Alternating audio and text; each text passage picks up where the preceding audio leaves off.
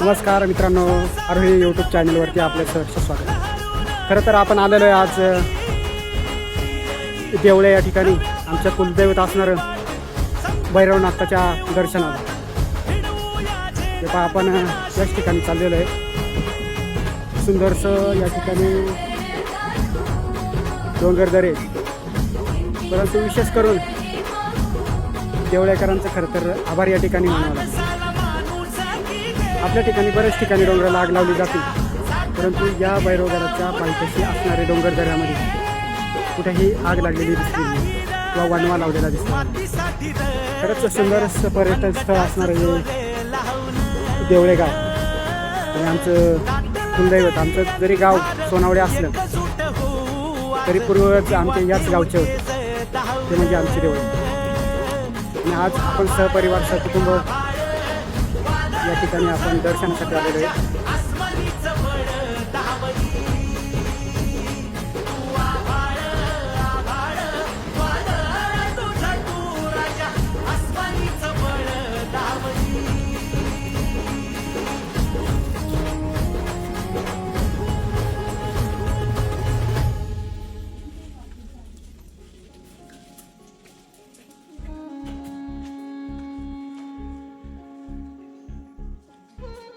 सुंदरसं भैरवनाथ मंदिर आणि आमचं असणारं कुलदैवत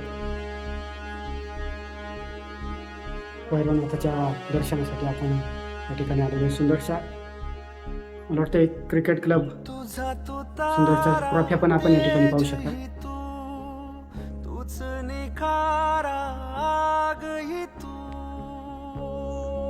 एक चांगलं क्रिकेटर ह्या गावामध्ये आहेत, याचाही खूप आनंद या ठिकाणी पाहायला मिळतो.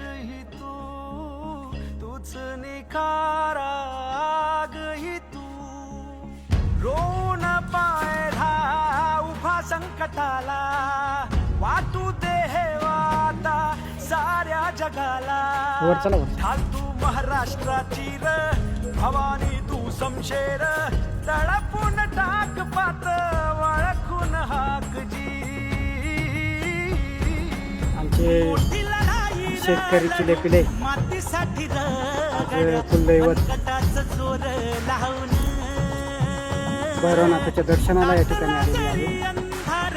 एकजूट हो आज दिवा देऊ तेज धावर.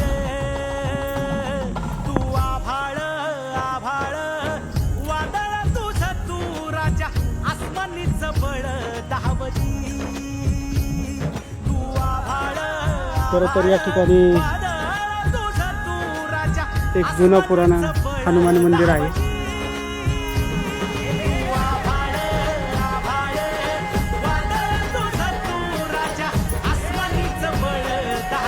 सुंदरशी हनुमानरायाची मूर्ती या ठिकाणी आहे.